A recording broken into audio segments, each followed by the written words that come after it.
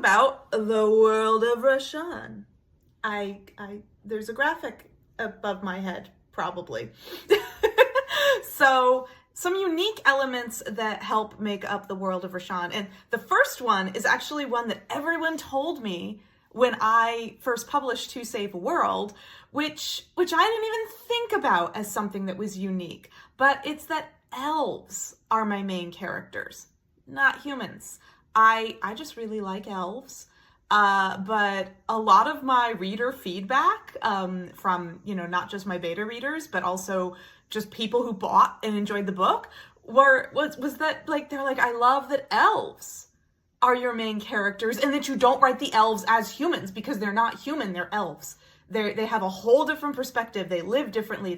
They have different cultures. I also have like 4 different, I have a lot of different elven cultures, 4 different main groups, but and they have different languages, they have different lifestyles, practices, how and where they live, and I really like to delve into that because I love my history and I love my culture and anthropology. So I do all of that. That is one of my unique things.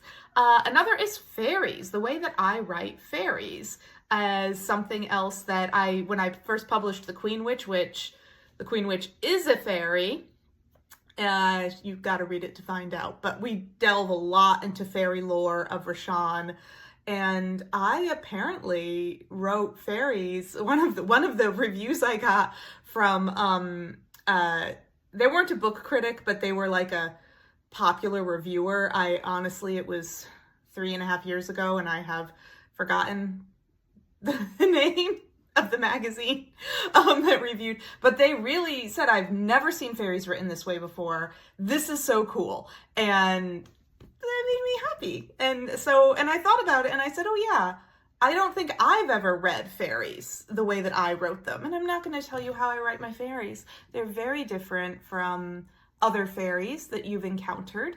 And you'll just have to read the Raashan series to find out. Okay, and then check. I have a list if I look down. I'm half Scottish, for those of you who don't know, and also don't know that Hollis is a Scottish name. That I love Scottish mythology, and it's so rich with so many, not just wonderful tales and interesting stories, but like creepy creatures. Like, it's so good. It's so good.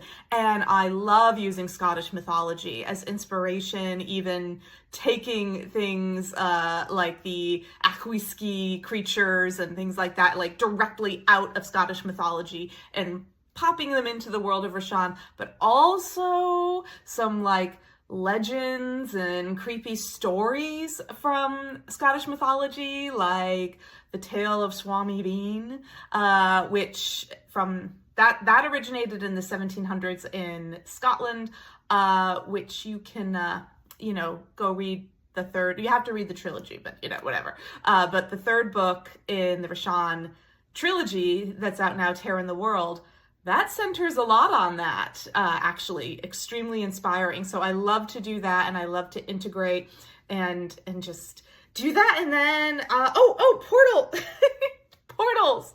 The way not every fantasy world has portals. A lot of them do, granted.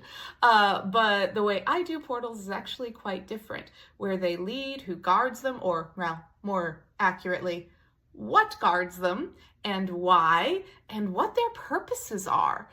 And honestly, they lead to a lot of different places. They're not all the same type of thing, and it gets pretty crazy, and I'm really excited to explore that some more. So yeah, I also just love blending ancient folklores and things like that, and mythologies, and putting my own original things in there. So yeah, that's some of my unique elements. I feel like I can't say too much because I'm gonna spoil it. So go read my books. The World of Raashan is really cool, And maybe I'll do one of these for the Lost Beacon Chronicles as well, which is a whole other world. It's a totally different series that I write. So comment below if you'd like to have me do a video like this for the Lost Beacon Chronicles.